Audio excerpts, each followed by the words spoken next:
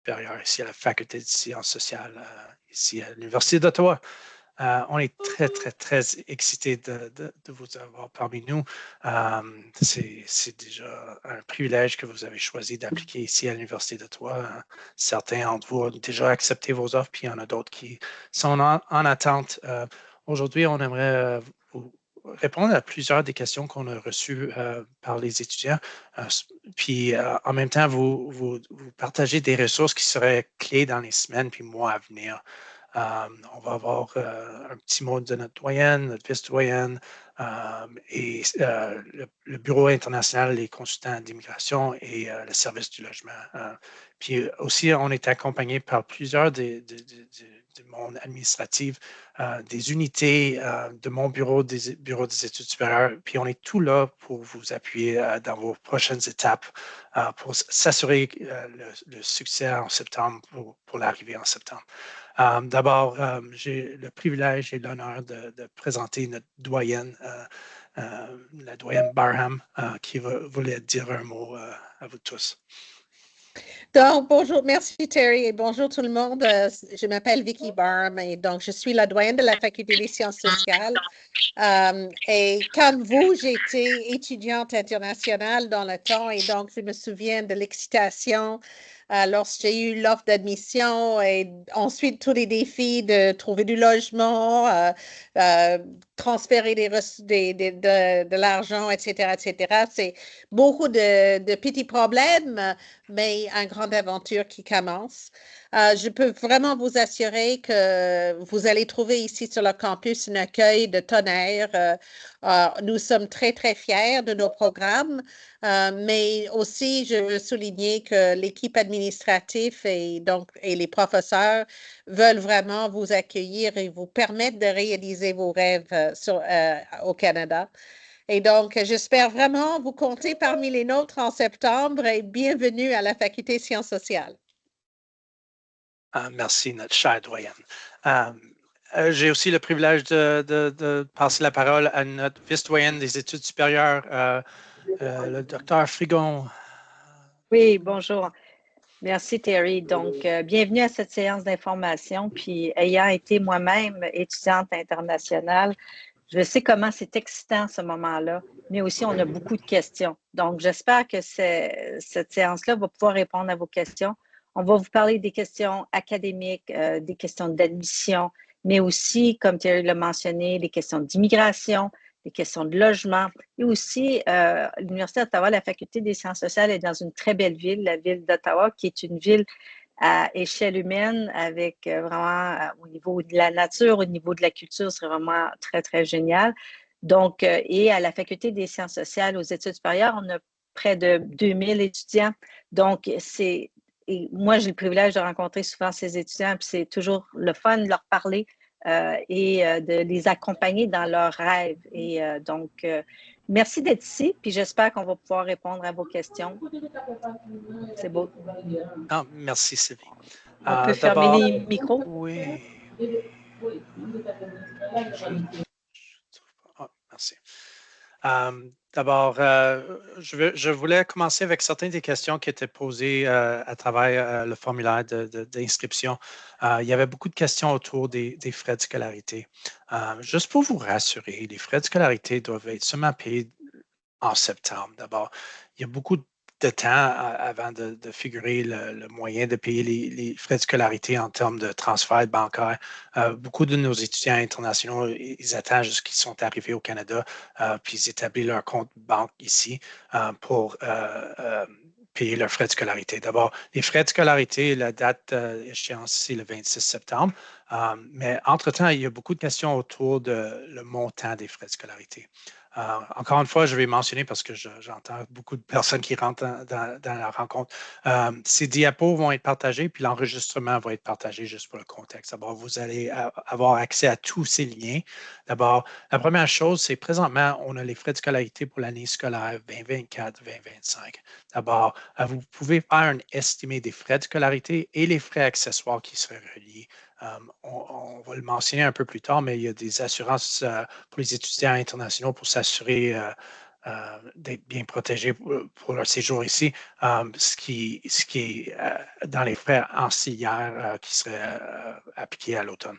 D'abord, je vais vous partager un lien qui va vous laisser faire un estimé de vos frais de droits universitaires. On a reçu beaucoup de questions, souvent reliées au dépôt pour le dépôt des admissions.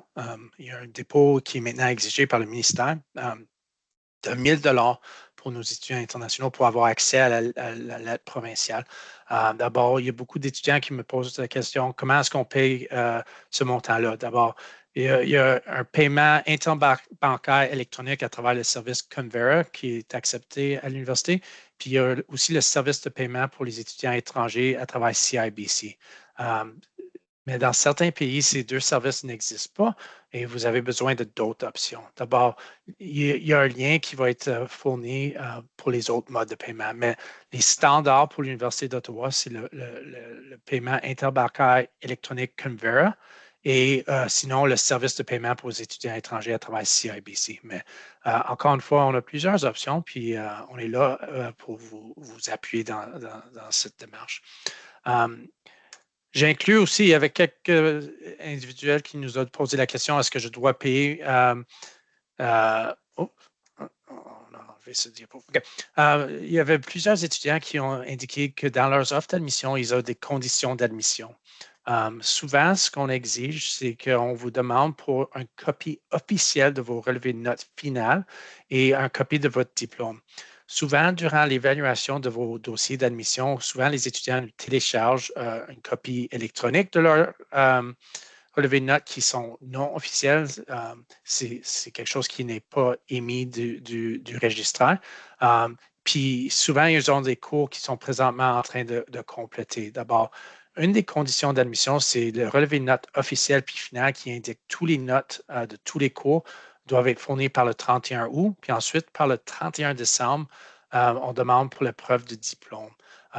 D'abord, dès que vous recevez la version finale, on ne veut pas avoir la version si tu es en train de compléter des cours ce trimestre. On doit vraiment avoir la version finale qui indique tous les cours et tous les notes. C'est la date limite pour les relevés de notes, c'est le 31 août, puis le diplôme, c'est le 31 décembre, comme indiqué dans vos offres d'admission. Juste pour vous rassurer, ce blocage ne va pas vous bloquer pour votre première inscription à l'automne, mais pour assurer que vous continuez dans le programme, on va demander pour cette preuve pour s'assurer que vous avez complété les prérequis pour ce programme, soit un bac ou une maîtrise, dépendant si vous appliquez, si vous êtes admis à la maîtrise ou le doctorat. D'abord, ça va être le même moyen de télécharger dès que vous recevez la copie officielle du diplôme ou du relevé de notes. Tu vas faire une copie puis tu vas le téléverser de la même manière que vous avez téléversé le document pour les admissions. La condition va automatiquement se satisfaire, mais en fin de ligne, on doit faire une validation manuelle. De temps en temps, par erreur, un étudiant va choisir le mauvais fichier, puis ils vont télécharger une photo d'un chat. Autant que j'adore voir les photos de chats, on doit exiger à la fin qu'on devrait avoir le diplôme ou le relevé de notes officiel. D'abord, c'est possible qu'on va vous revenir en demandant pour soumettre le bon formulaire. Mais si vous avez n'importe quelle difficulté à soumettre ces preuves, faites-nous signe. On est très conscient dans certains pays, il y a certains délais échéanciers différents en termes de l'octroi de diplôme. Des fois, ce n'est pas automatique. C'est possible qu'ils ne vont pas l'avoir par le 31 décembre. Des fois, c'est une fois par année durant les mois d'été.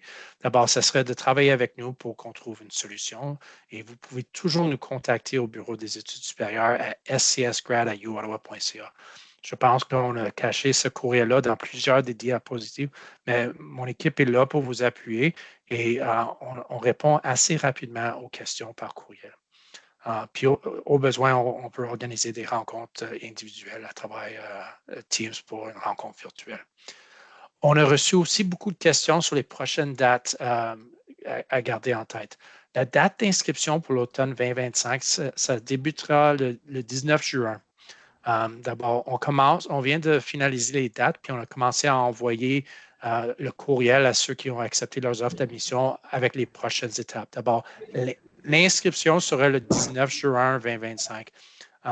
Mon bureau gère plutôt les admissions, mais plus proche de cette date limite, vos unités, vos départements vont vous contacter pour vous expliquer les prochaines étapes puis vous donner des suggestions pour les cours à s'inscrire. Les séquences se suivent assez fixes pour certains de ces programmes. D'abord, les cours deviennent assez évidents, mais les unités vont être en contact plus proche du mois de juin, sinon plutôt pour vous expliquer les prochaines étapes. Souvent relié à cette question-là, les étudiants nous posent la question, quand est-ce que je vais recevoir un compte courriel UOttawa? C'est dès que la première inscription est complétée, dans 24 ou 48 heures, un compte courriel est créé pour ceux qui font leur première inscription. D'abord, les comptes courriels de UOttawa vont être octroyés le 19 juin ou le 20 juin, autour de cette date-là. D'abord, entre-temps, les unités vont être en contact pour les prochaines étapes. Mais si vous aimeriez des précisions, on va vous donner les contacts pour chacun des unités que vous faites partie. La nouveauté de cette année, c'est le gouvernement du Canada puis les provinces ont exigé pour cette année aux études supérieures qu'on a des lettres d'attestation provinciales.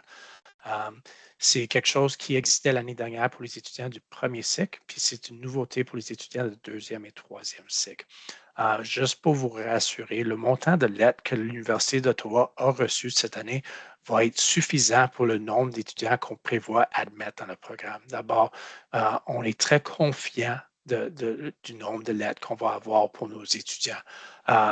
D'abord, ces lettres vont être exigées au moment que vous appliquez pour votre permis d'études et ce qui va être indiqué, j'imagine, par l'expert en immigration dans un des prochains diapos, c'est que ce qui est très important pour les étudiants, pour les permis d'études, c'est de prendre l'avance le plus possible. Les délais de processus immigration sont longs. D'abord, le plus avancé que vous pourrez à préparer votre dossier et soumettre votre dossier, les meilleures chances que vous serez capable de réussir à avoir le permis d'études. C'est important de noter d'abord, dès que vous recevez votre offre d'admission, ça va indiquer qu'il y a un dépôt de 1 000 $ pour être éligible pour la lettre provinciale. C'est un dépôt non remboursable. Si vous inscrivez à les cours en septembre, ils vont être appliqués à vos frais de scolarité. Mais la lettre va seulement être générée dès qu'on reçoit le paiement. D'abord, pour certaines institutions financières, ça peut prendre jusqu'à 14 jours à transférer à l'Université d'Ottawa. D'abord, c'est possible qu'il va y avoir un certain délai. Dès que ça rentre à 15-16 jours, faites-nous signe à scsgrad@uottawa.ca, puis on pourrait nous renseigner qu'est-ce qui se passe avec votre dépôt. Dès que le dépôt est arrivé à l'Université d'Ottawa, environ 2 fois par semaine, on envoie des lettres provinciales. Pour certains d'entre vous, vous avez déjà payé vos frais de dépôt, puis je pense qu'il y a une grande majorité qui ont déjà reçu vos lettres provinciales pour ceux qui ont payé les dépôts. D'abord, ça sort assez rapidement dès qu'on reçoit le dépôt, puis plusieurs de nos étudiants ont déjà commencé leur démarche pour les permis d'études parce que c'est quand même un processus qui est assez long pour certains étudiants. On va avoir des liens importants pour la manière que les lettres provinciales fonctionnent. On va être capable, si vous avez des questions, si vous pouvez les poser dans le chat, on va les retourner le plus tôt possible. Notre but aujourd'hui, c'est qu'au fur et à mesure que les étudiants vont avoir des questions, on veut les signaler que ces services existent parce que plusieurs de ces questions vont arriver plus tard dès que vous rentrez dans les documents. J'ai le plaisir aujourd'hui d'avoir avec nous Farah, qui est un de nos experts d'immigration, qui pourrait parler un peu des services qui est offert par son bureau. Oui, bonjour tout le monde. Merci beaucoup Terry. Puis je suis vraiment ravie de vous accueillir. Vous êtes vraiment dans une faculté extraordinaire, vraiment dynamique. Et comme vous voyez, on met en place des choses pour vous pour que tout se passe très très bien. Et donc en termes d'immigration, effectivement, la grande surprise de cette année, c'est pour vous également d'obtenir la lettre d'attestation provinciale. Alors je vois qu'il y a des questions aussi dans le chat. Je vais y répondre en fait en vous présentant nos services. Il faut bien comprendre que l'immigration au Canada, afin de vous protéger, il s'agit d'un conseil qui doit être, en fait, vous devez obtenir ces conseils d'immigration uniquement par des personnes qui sont accréditées. Donc, comme nous sommes consultants réglementés en immigration canadienne, réglementés par le gouvernement. Donc, c'est vraiment pour vous protéger parce qu'on est responsable de nos services, etc., etc. Nous sommes 5 personnes qui sommes là pour vous conseiller. Et donc, déjà, vous devriez peut-être avoir déjà reçu aujourd'hui même un courriel qui vous indique les démarches à faire pour appliquer au permis d'études si vous n'avez pas déjà encore commencé. Et je vous conseille véritablement de le faire le plus rapidement possible parce que, comme le disait Terry, ça peut prendre du temps. Et donc, dès que vous avez accepté votre offre d'admission, vous avez fait votre dépôt et vous avez la lettre d'admission, d'attestation provinciale, vous pouvez très bien consulter nos outils que je vais vous présenter tout à l'heure pour faire votre demande de permis d'études. Donc, nous offrons les services, ces services-là depuis donc maintenant jusqu'à 90 jours après avoir complété votre programme. Et bien sûr, on ne s'occupe pas de la citoyenneté, de la résidence permanente. Ce sont d'autres services que nous offrons que nous offrons pas. En revanche, on s'occupe véritablement de vous ici au Canada en tant qu'étudiant. Par exemple, comment est-ce que je peux travailler tout en étant étudiant? J'ai un stage à faire. Comment est-ce que je fais pour, par exemple, changer de programme ou pas en termes d'immigration uniquement? J'ai vu que certaines personnes posaient la question, mais si je refuse mon offre, est-ce que je dois obtenir une autre lettre d'attestation provinciale? Oui, et comme je vous dis, c'est une nouveauté cette année. Pourquoi? Je veux d'abord que vous compreniez le pourquoi de cette nouveauté.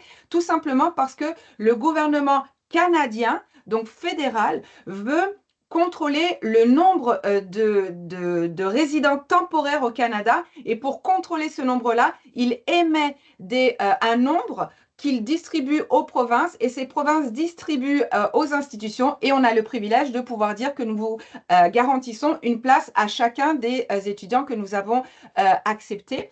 Et c'est de cette façon qu'il peut contrôler le nombre. Donc, c'est pour ça que c'est obligatoire d'avoir cette lettre d'attestation provinciale et même si vous changez d'institution après. Donc, voilà nos conseils. Bien sûr, comme le disait Terry, soumettez votre demande, déposez votre demande le plus rapidement possible. À cause des délais de traitement, vous ne voudriez pas commencer les cours en retard, par exemple. Donc, ensuite, en allant aux diapositives suivantes, d'ailleurs, même dans le chat, je vais vous donner le site Internet à partir duquel vous pouvez retrouver toutes nos ressources. Donc, et celle que je vous conseille le plus, c'est le SOS Immigration. Parce qu'au lieu d'attendre un rendez-vous personnel ou au lieu d'envoyer un courriel parmi les millions de courriels que nous avons et d'attendre une réponse pour celui-ci, même si on s'engage à répondre le plus rapidement possible, je vous conseille véritablement de venir au SOS Immigration. Pourquoi? Parce que c'est hebdomadaire, donc toutes les semaines, vous avez un rendez-vous avec nous. On discute pendant plus d'1 heure et demie avec vous et on répond à toutes les questions. C'est dans un esprit de collégialité. Quelqu'un a une question qui pourra très bien servir à quelqu'un d'autre et ce quelqu'un d'autre a une question qui va éclairer aussi une autre personne. Donc, on est vraiment là en communauté à discuter d'immigration pour que vous soyez vraiment maître de votre statut en fait au Canada et que tout se passe dans les meilleures conditions possibles. Donc, c'est véritablement la première, je vous dirais, avenue dans laquelle je vous conseille d'interagir avec nous. Bien sûr, si vous avez des questions particulières, vous pouvez toujours nous contacter ce courriel-là. De toute façon, vous allez avoir la présentation et vous pourrez avoir ce courriel là aussi. Donc, et vous devez nous envoyer un courriel pour avoir un rendez-vous en personne. Les rendez-vous en personne ne durent que 20 minutes. C'est pour ça que je vous dis, SOS Immigration, c'est le premier lieu vraiment pour interagir tous ensemble. Et vous allez voir dans la diapositive suivante, ça, c'est encore mieux. Donc, de cette page Internet Immigration à l'Université d'Ottawa, donc quand on va sur la diapositive suivante, vous pouvez voir que nous avons plusieurs ressources. Donc, la première, c'est, vous allez voir le SOS Immigration. Vous allez voir également nos tutoriels vidéo. Alors, ce n'est pas Hollywood, mais ça fait le travail. Vous mettez le tutoriel à gauche, vous mettez votre demande d'immigration sur votre profil IRCC à droite et vous suivez nos étapes parce que véritablement, on fait la demande avec vous. que ce soit pour le permis d'études, que ce soit pour le permis, par exemple, pour faire un stage, que ce soit pour le permis, même après de travail post-diplôme, etc., etc. On a même des vidéos pour vous expliquer comment est-ce que je peux travailler en étant étudiant. Et on a même IRCC qui est venu nous parler des voies de la résidence permanente pour les étudiants étrangers, les étudiants internationaux. Donc ça, c'est véritablement les ressources tutorielles. C'est véritablement une belle source que je vous conseille de voir. Et parfois, vous nous dites, oh, vous venez de me répondre à ma question, est-ce que vous pouvez m'envoyer un courriel pour me l'écrire noir sur blanc? Croyez-moi, la plupart des questions, vous n'êtes certainement pas le premier ou la première à nous poser la question et vous ne serez pas le dernier ou la dernière à nous poser la question. Et tout cela, on l'a écrit dans la FAQ, donc les questions fréquentes, que vous pouvez voir tout à la fin, tout en bas de la page, quand vous avez 3 sections, nouveaux étudiants, étudiants actuels, et puis même pour voyager au Canada. Et là, vous pouvez voir comment est-ce que je fais pour appliquer un permis d'études, etc., etc. Vous allez voir, toutes nos réponses sont écrites noir sur blanc. Donc, souvenez-vous, cette page, 3 lieux qui sont vraiment des bons, des carrefours où vous devriez aller voir le SOS, les tutoriels vidéo et les réponses, les questions fréquentes. Bien sûr, il y a aussi tout ce qui concerne votre assurance médicale. C'est extrêmement important parce que vous ne voudriez pas tout d'un coup payer 100 000 $ parce que vous êtes cassé la jambe. Donc, quand vous arrivez ici, bien sûr, j'ai exagéré pour faire en sorte que vous le fassiez. Donc, en fait, vous avez le droit à une assurance que vous payez, etc., etc. Et je vous conseille véritablement soit de nous contacter, même de visiter le site web de RAMUD, qui est le nom de l'assurance. C'est géré par InfoService, donc tout ce qui est affaires étudiantes, et c'est en fait véritablement similaire à l'assurance qui est délivrée par la province de l'Ontario où se situe notre université d'Ottawa, donc université de la capitale, bien sûr, de la capitale fédérale.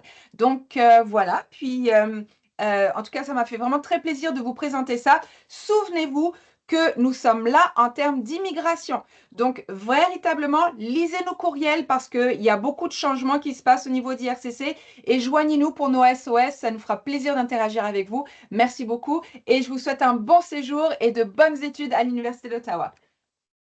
Merci, merci, merci. Je vois qu'il y a plusieurs questions dans le chat en termes des questions qui visent les permis d'études. Je ne sais pas si on va avoir tout le temps aujourd'hui de rentrer. Les clés qu'on veut passer comme message, c'est vraiment de fréquenter les séances d'information de SOS Immigration. Puis parce qu'il y a tellement de petites particularités pour des pays différents que c'est mieux qu'ils ont le plus contexte parce que des fois, sur un chat, ce n'est pas toujours évident ce qui est possible. Puis je vous encourage fortement de fréquenter les séances d'information de SOS Immigration. Puis l'enregistrement de cette séance, puis les liens vont être partagés dans les jours à suivre.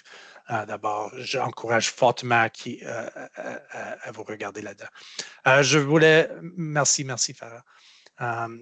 Puis aussi, une des grosses préoccupations pour nos étudiants, c'est où habiter lorsque vous arrivez en septembre. Sarah du service du logement est avec nous aujourd'hui. Malheureusement, sa caméra ne fonctionne pas, mais elle est ici de partager des informations clés concernant le service du logement à l'Université d'Ottawa. Bonjour, donc comme Terry l'a mentionné, je travaille pour le service de logement sur le campus et hors campus et la carte Ottawa. Donc, ce qu'on fait, c'est les résidences sur le campus. Donc, l'équipe d'assignation en résidence est responsable d'assigner les étudiants dans les résidences universitaires.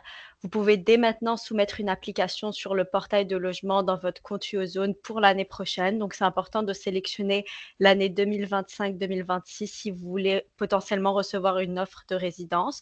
Et les offres sont envoyées sur la base du principe de premier arrivé, premier servi. On a plusieurs résidences qui sont disponibles pour les étudiants comme vous qui sont en master. Par exemple, la résidence 45 Man, elle est réservée aux étudiants de deuxième année et plus. Et on a plusieurs options de logement qui sont disponibles avec des durées de contrat flexibles. Donc, par exemple, 45 Man, c'est une résidence à 12 mois. Mais on a aussi d'autres résidences comme Rideau ou Marchand qui sont plus des résidences de 8 ou 4 mois et vous pouvez mentionner quelle est la durée que vous voulez dans votre application de logement. Si vous êtes intéressé à vivre en résidence, vous pouvez consulter notre vidéo sur le processus d'application, donc comment appliquer en résidence, et vous pouvez également en apprendre davantage sur notre site web.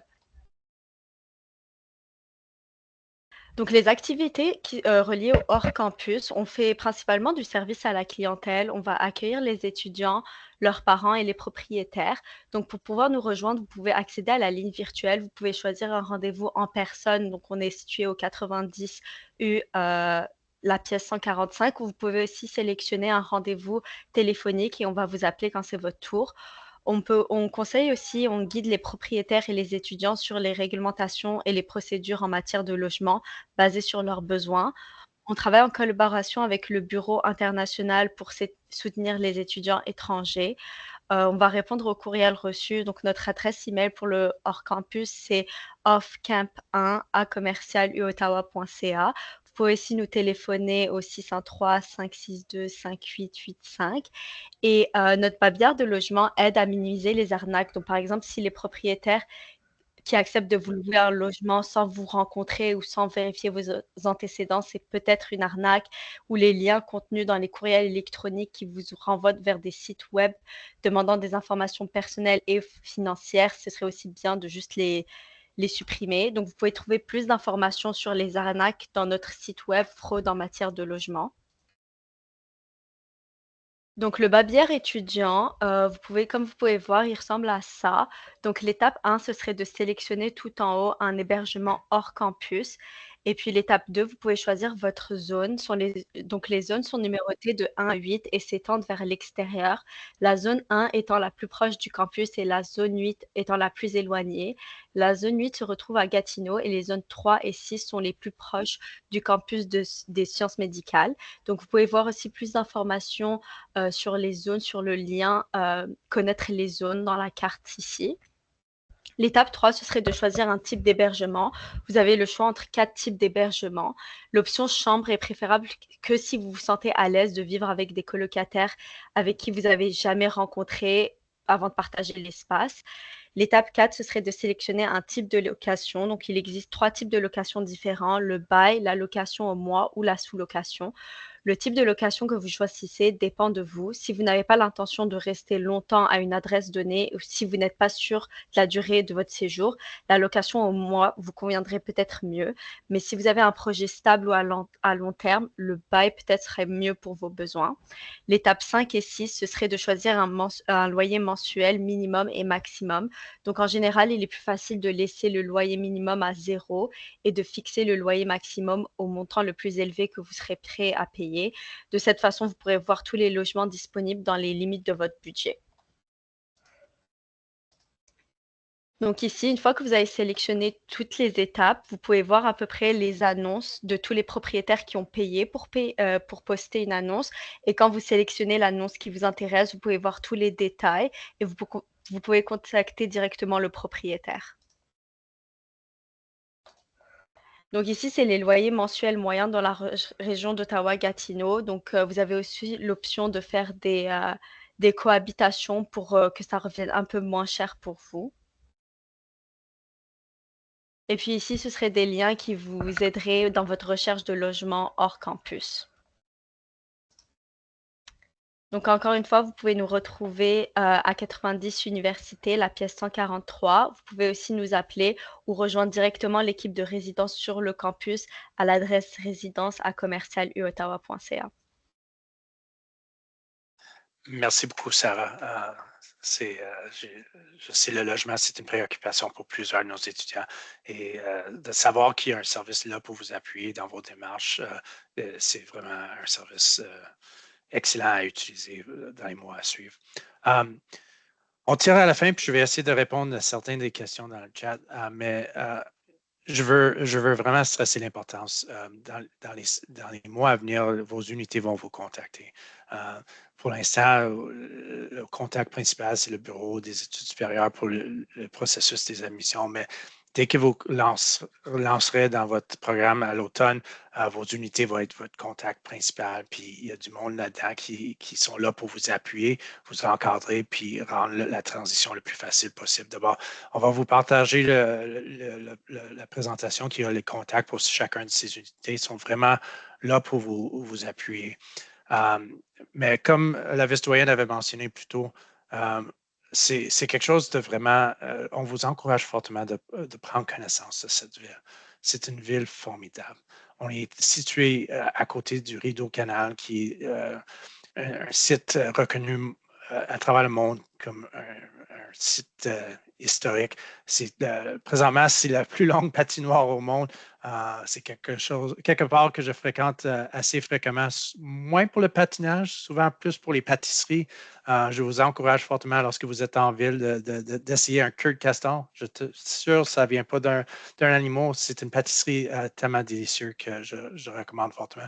Présentement, on voit des milliers de personnes qui sont en train de patiner juste en dehors de notre bureau. Puis la ville a tellement à offrir.